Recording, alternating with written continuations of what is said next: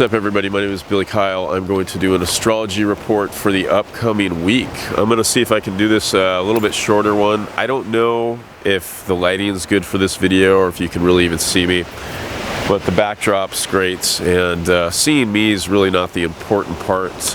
It's kind of the message that we want to bring forth for the report. So the astrological records are now open. Let's dive in and see what's going on.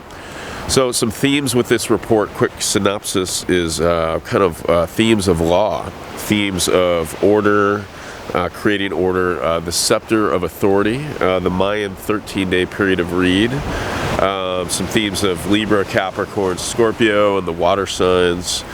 We're going to talk about Venus conjunct Pluto, Mars moving into Sagittarius, as well as Mercury moving into Capricorn. And then the upcoming December 18th full moon in Gemini, and the esoteric ruler of that is Venus. So some Venus and some transits going on. So let's just jump in. I'm in Monterey here, by the way. This is the secret beach out here at Lobos Point, or the secret spot or whatever. I don't know. There's nobody here, so I guess it's kind of secret. And let's just dive right in. So we're going to be talking about first the Mayan 13-day period of read, which we are currently in right now. And the Mayan 13-day period of read, so today is December 10th, 2020, and it started on December 7th, and it goes until December 19th. So we want to talk a little bit about the esoteric rays. So the rays there's 7 rays. And the ones that we're kind of talking about here are the first ray of will and power and authority. You could also bring in purpose, direction, and then the 4th ray of harmony through conflict. So we'll be coming back to that a few times in this report. And so it's the idea of bringing something forward, having the strength, having the will, having the authority to push against the inertia, to bring something forward into form. So it's that masculine impulse, the authority to pierce by way of consciousness into matter, to bring something into manifestation. So it's that energy, kind of a little bit associated with Capricorn, I guess you could say Sagittarius and man-made law. So bringing something forward, but the conflict involved in doing so, the challenge involved in doing so, and the necessity to be flexible, the necessity to be fluid, malleable, in order to not be too stubborn or, to break. It's kind of like the idea of being a garden hose instead of being like 2x4, kind of having that flexibility. So it has to do with authority, strength, law and order, and lawyers. So lawyers are kind of like the magicians of law, the ones who sort of, dazzle us. They dabble in the illusions of beliefs and what is right, what is wrong, and they kind of, they're mixing the cauldron of beliefs, illusions, and ideas in order to solidify and manifest what is real and what is not, what is guilty, what is not, what is good, what is bad, and so forth. So they're kind of the magicians of the courts, and they're an extension of the law. They're the creators of the law. So, that's something that's kind of going to be a theme right now in the collective. And possibly, authorities being like way too rigid. This could be a time of very intense confrontation of authorities.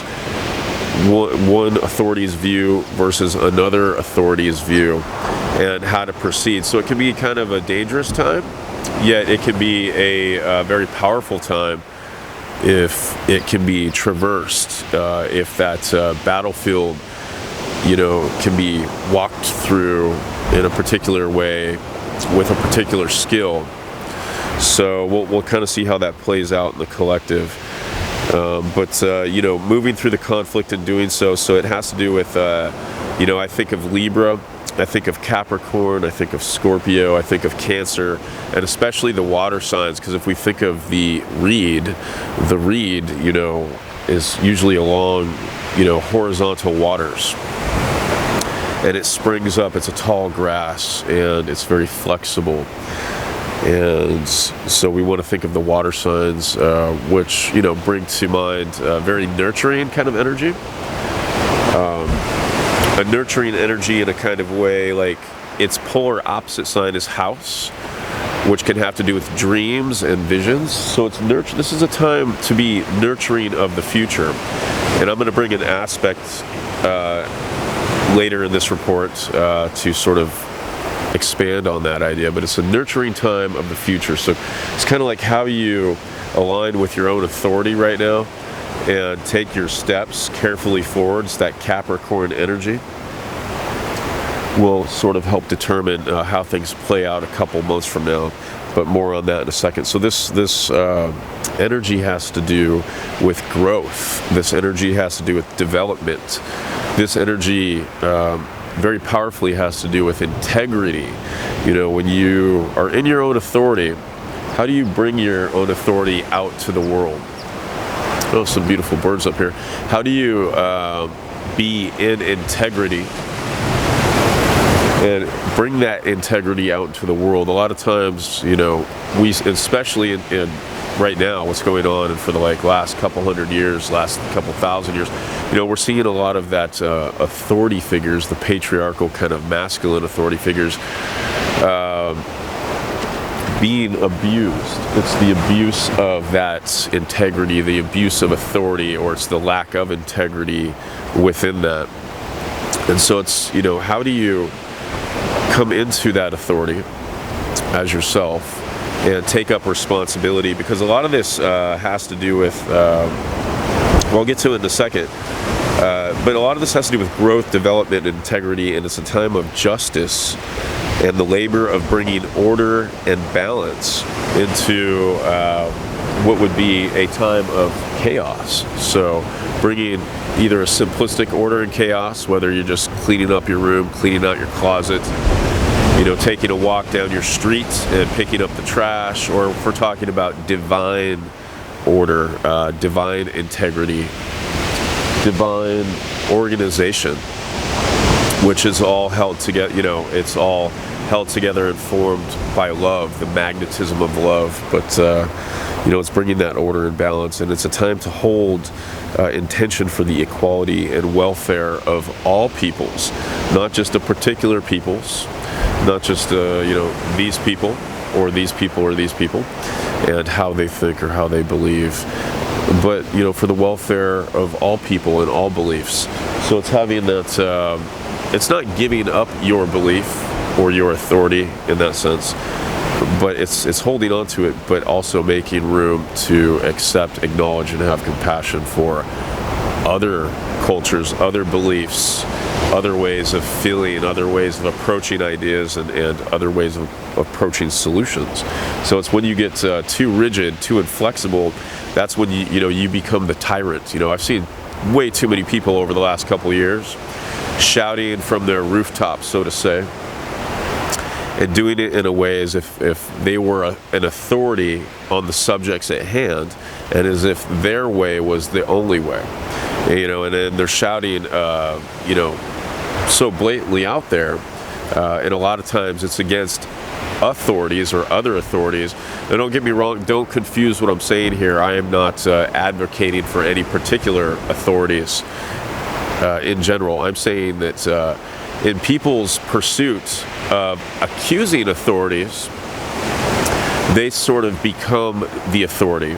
And in that sense, it's not good or bad. It reveals quite a bit, and it shows that part of the process of coming into your own authority is that you do have to literally actually become your own authority. You have to be the authority. You know, if you see a lot of people, for instance, that, you know, they're getting down on police. And what we want to note here, this is kind of funny, you know, there is a lot of corruption and distortion, obviously, with police. I've dealt with it with some of the work I've done for years and years when I do initiative qualification work. But you know, we have to deal with police all the time, and a lot of times ones that don't actually know the law, and you have to verify the law. But what I'm getting at is, what the hell am I getting at? So, you know, you have to become your own authority. You know, I've seen a lot of people be against authority, but I wanted to note that police are just like pawns on the chess set. You know, they are just programmed, and there's, you know, there can be good ones and there can be corrupt ones, but they're basically just programmed pawns on the chess set. They are basically policing and enforcing the laws that the lawmakers are making, and that's your, you know, your mayors, your congressmen, your district attorneys, your lawyers. As I said, the lawyers are the magicians of the court. You know, they shape the language, they manipulate the language, and that language becomes the law. So we're dealing with a lot of Capricornian and Sagittarian kind of energy. Going off on a bit of a tangent here, but this all really has to do with coming into your own authority and not being corrupted in the process, which is a pretty classic theme in a lot of like superhero movies. You know, it's like the guy, the Harvey, what's his name, of Batman, or what, you know, he wants to, you know, be a outstanding authority amongst the community and do the good, and in the process he becomes corrupted and becomes the Two-Face or whatever. So it's that, you know, that duality, but it's being able to be flexible in the process and actually hold your integrity and not putting others down in the process. So, you know, we want to, you know, be an authority, but also at the same time learn to be soft, learn to be gentle, learn to be compassionate, learn to be soft. And it's that idea of having a light touch as you hold your willpower, as you hold your authority. So moving on to actually keep this, my whole point with this, with Mayan astrology, is to synthesize it with regular astrology, and so that's kind of what I do. So it's a time of being flexible, being malleable, you know, be aware of reaction, be aware of reaction against others, be aware of your reaction to just things. You know, if you sit around and watch the news all day, how you're emotionally reacting. You know, just simple things. Be more aware of your thought, be the witness. That was the lesson of the last report. So the reed bends but does not break. So it's that flexibility, and it also can have to do with sacrifice. Maybe I can get into that in another report, but it's that, you know, it's the sacrifice of one's lower qualities on behalf of one's higher qualities. And it's the assuming the burden and responsibility of the future and of working on global karma. So it's like, you know, you spend a lot of time working on yourself, work on your own karma, but then you can get to the point where you work on global karma. Work on your, you know, your local community's karma, work on your city's karma, work on your country's karma, you know, work on international karma, you know, work on planetary karma. It's basically, you know, transcending the self. It's going beyond the self. It is, you know, it's kind of like these waves. You know, they burst forth, and at one point a certain portion of that water from the wave breaks free of the ocean, and it kind of it meets with the air, it meets with the sky, it comes into its individuation, and then it has to come back.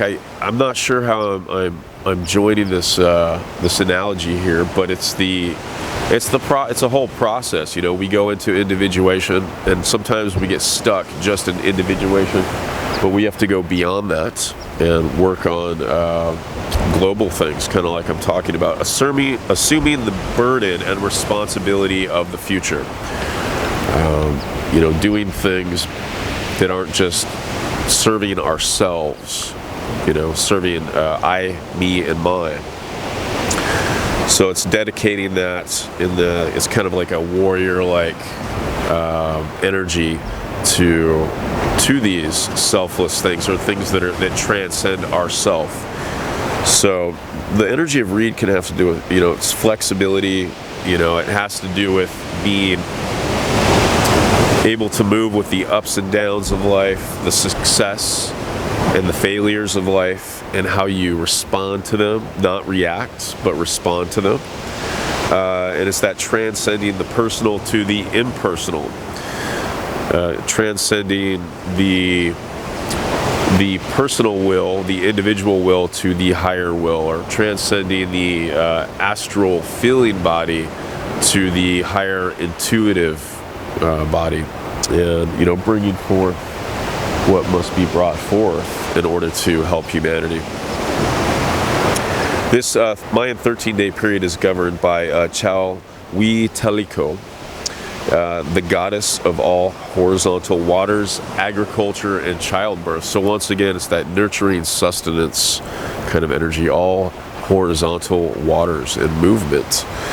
On December 9th, that was yesterday, the moon moved into Pisces. Today, on the 10th, the moon is in Pisces, and she'll be in Pisces till tomorrow, on the 11th, when she moves into Aries. So, this weekend is a beautiful time to dissolve, to, it's like the energy of authority is like pushing forward, being very willful and determined, but the art of it is not to burn out, not to push too hard. You push too hard, the engine blows, kind of thing. So it's take the day off, take the weekend off. That's what I'm doing.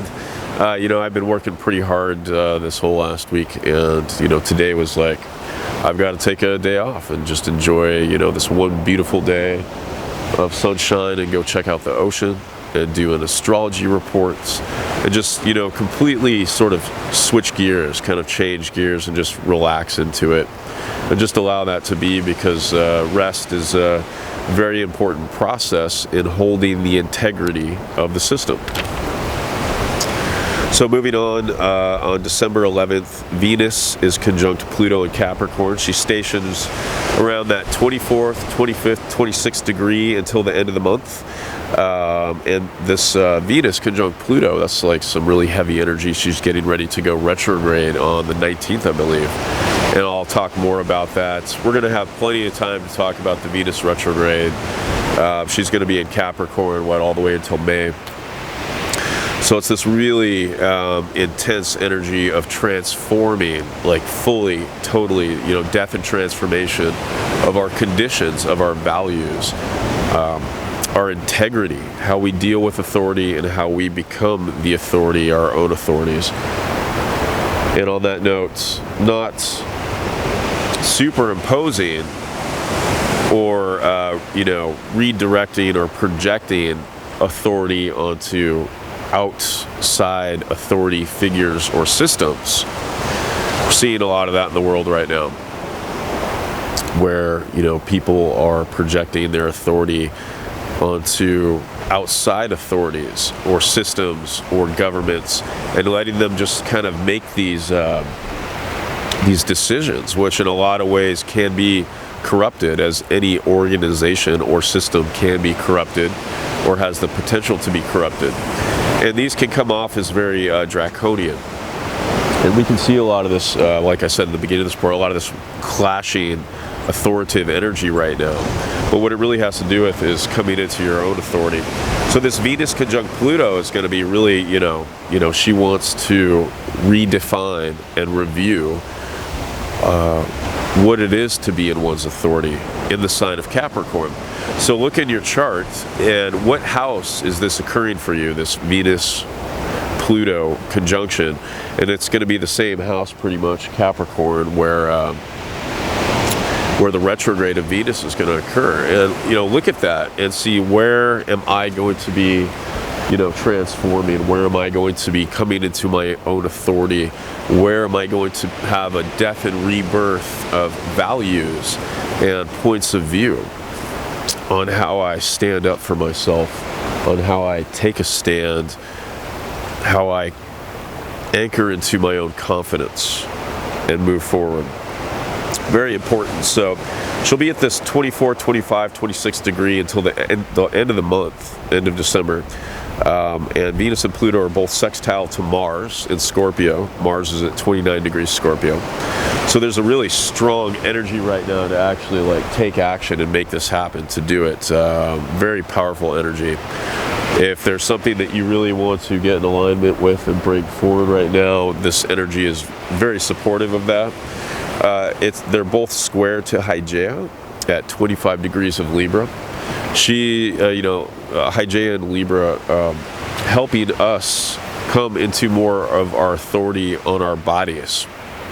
We have that Uranus in Taurus, bringing awakening to ourselves, our bodies, our biology. And she has to do with healing. She has to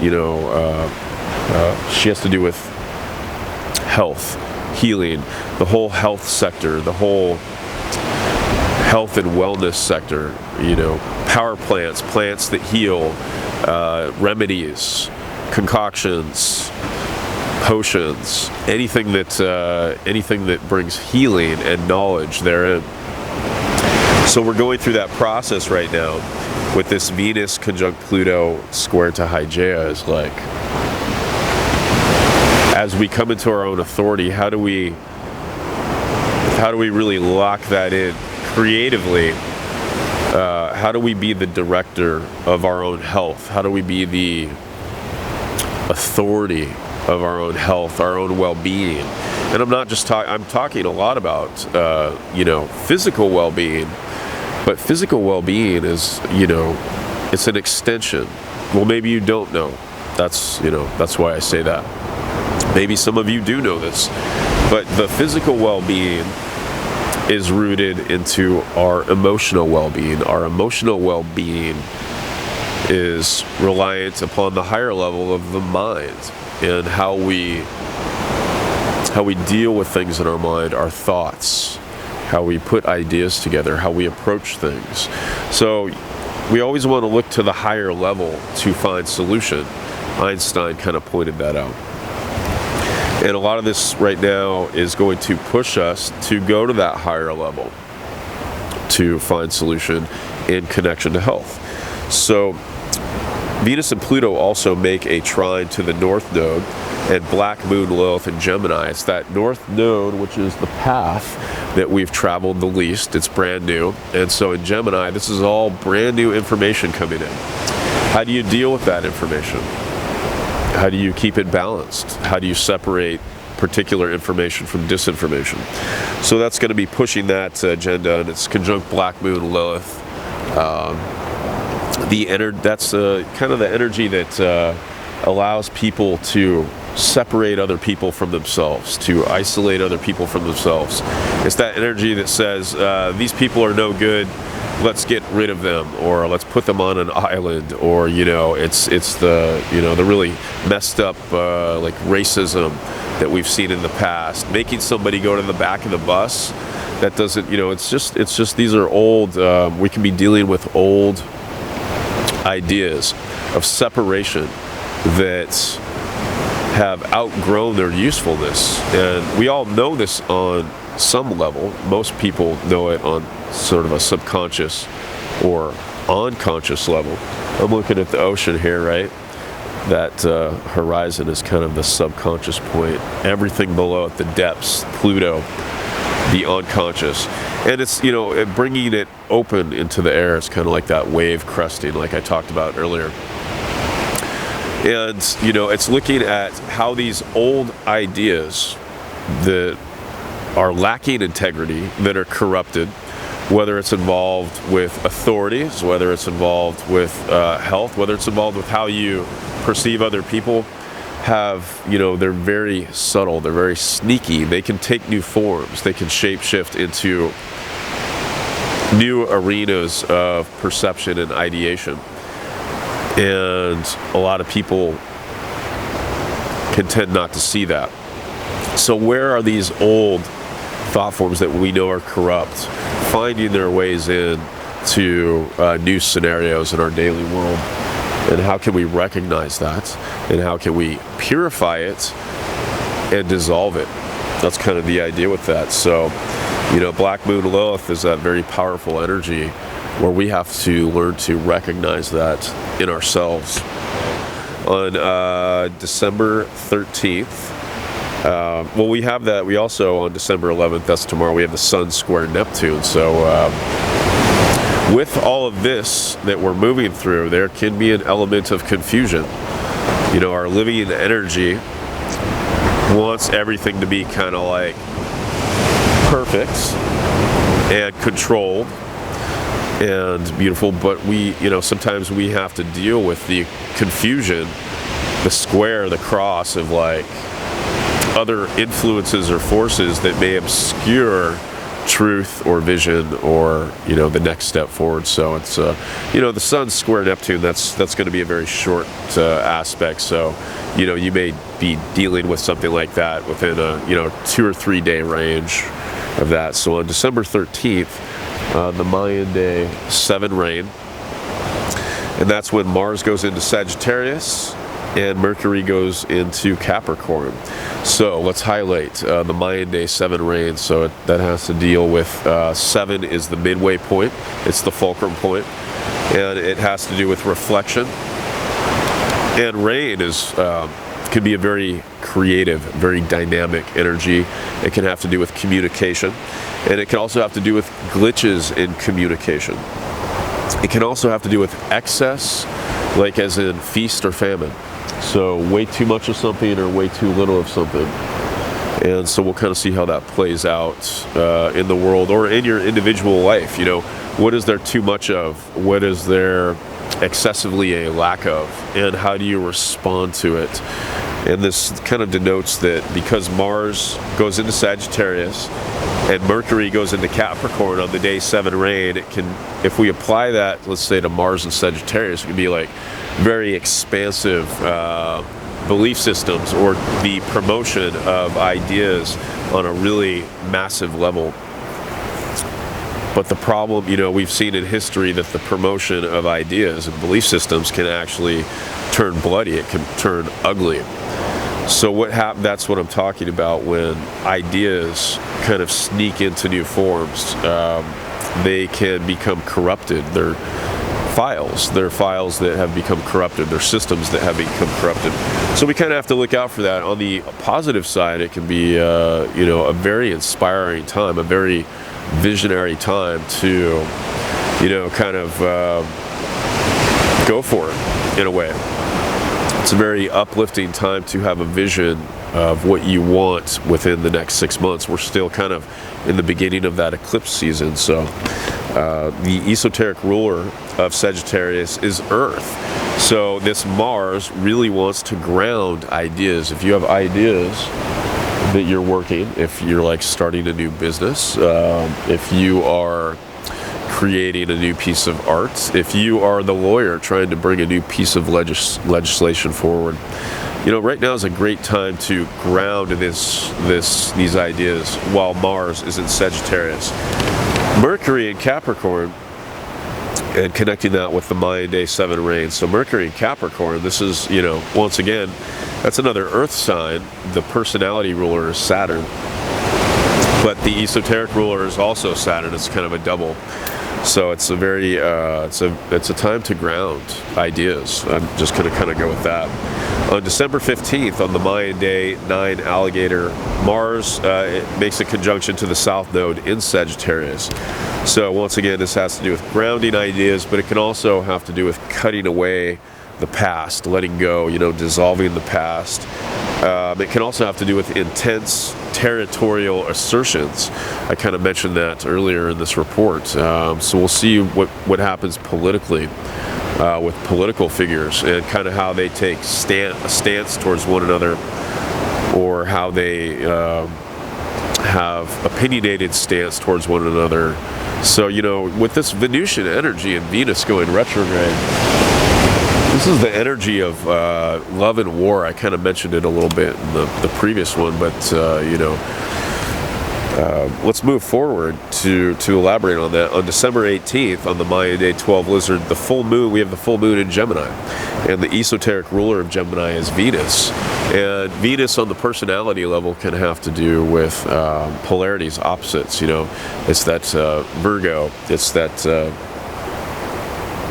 you know, kind of nature, it's that Gemini nature, it's that the twins.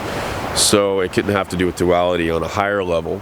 With the esoteric ruler of Venus, it can have to do with synthesizing, the synthesizing of these two opposites. And really, if you think into it, many times when you are divided, when you are a divided house, when you are caught between polarities of this and that, what you're doing, what your mind is doing, is it's siding with one or the other.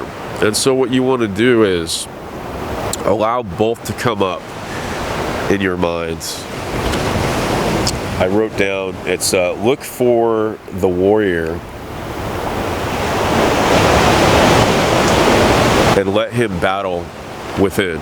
Let him battle within thee. Look for the warrior within and let the warrior do battle within. And that basically means be more conscious of when these dualities come up and let them, you know, let the warrior do the battle within. Don't become the warrior.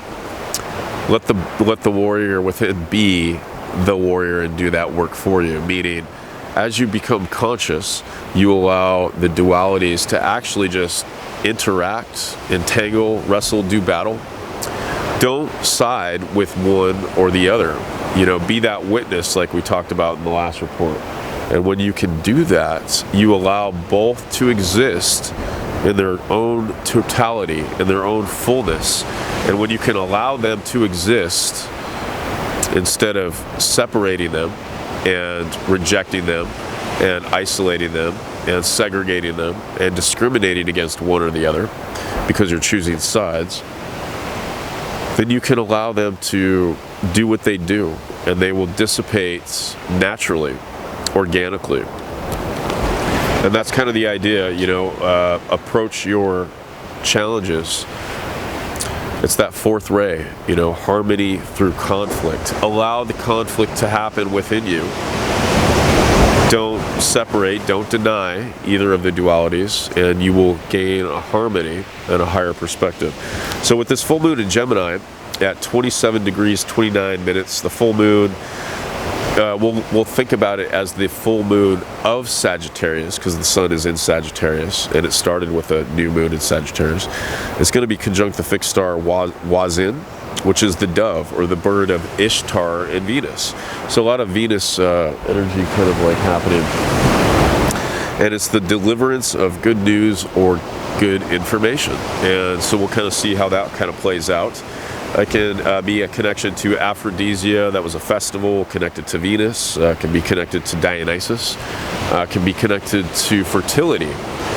These are sacred aspects and personality aspects of Venus. You know, love, sex, you know, there's that Aphrodisia, there is the connection, the magnetism of love, beauty, proportion, arts, all those wonderful things. So the dove can be as the symbol of the human soul. Also can be a symbol of peace and pacifism, innocence or gentleness. And then we also have this full moon in Gemini conjunct Polaris, which is Ursa Minor, in the tail of the little bear. And that can signify the pathway or the guide or the axis around which the wheel revolves. So it's the hub, you know, it's like be that center, be the hub around which the wheel revolves, kind of energy. And it's not to lose one's bearings in this process. Back to the Mayan 13-day period of read, it's like be the authority, be in your will and your purpose, and to where you're not thrown off course or you're distracted. But also be soft, be gentle, be magnetic, be loving, and allow, you know, things to be flexible and fluid and creative as you kind of go. So this, you know, the pathway, the guide, the access, there's a grand kite between the sun and Sagittarius, the moon in Gemini, Jupiter, and then Hygeia. And we also have a Mercury square Chiron, so it's, you know, there can be the difficulty and there can be the challenge of how we communicate our wounds, how we communicate the deeper aspects of ourselves that hurts, that we are that are subtle, that we are sensitive to. So it's coming into that, you know, this is a good opportunity to come into that sensitivity and be open, you know, share. So let the fear go. When it comes to the creativity, when it comes to the authenticity, the pioneering, it's that Chiron in Aries, the warrior that kind of brings forth, you know. I recently watched I've never seen this movie called Dead Poets Society, and I was just like, well, I'll give it a try, I'll watch it, and it was, you know, it was pretty good. I'm sure people can make plenty of complaints about it, but you know, it's just that one scene where he pushes the kid, what's his name, the actor's name, I think it's Ethan Hawke or something like that, but pushes that kid to go into his intuitive, abstract, poetic mind in the moment and just like let things just like come out. And I thought that was kind of in resonance with kind of what I'm talking about here with that Mercury square Chiron. It's just kind of like let that creativity come out. It doesn't have to be perfect. It doesn't have to be cookie cutter. It doesn't have to be a program that somebody else set forth for you. Got a beautiful sunset happening back here. So this full moon has a resonance with the February 16th 2022 Leo full moon.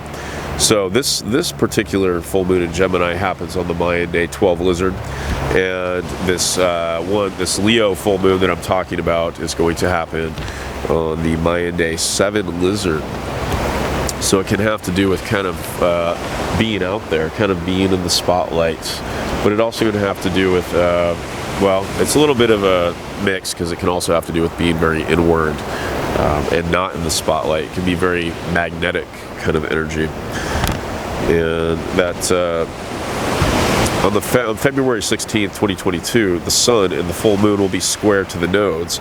And those nodes will be newly in Taurus and Scorpio. And so it's all about how we respond now,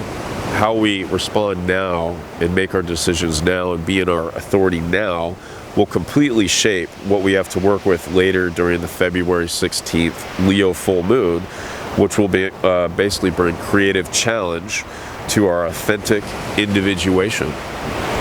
And that'll be at the same time, that very same time, Mars and Venus will conjoin. They will be conjoined at 16 degrees of Capricorn. So that's that masculine and feminine coming together. Otherwise, on December 19th, the day 13 snake coming up, Venus goes retrograde and Chiron stations direct. And then on December 20th, we're going to start a new Mayan 13-day period, the Mayan 13-day period of death. So I'm going to talk about those in the next reports. Otherwise, much love. My name is Billy Kyle. Hope you enjoyed the sunset. You can connect with me. Please feel free to leave comments. I'd like to know, you know, what your ideas, your responses are to some of this stuff. If any of it kind of is in resonance, or you know, any synchronicities with it happening, or just what some of your perspectives are. And you can get a hold of me at my email if need be. Otherwise, much love. Have a good one. Bye-bye.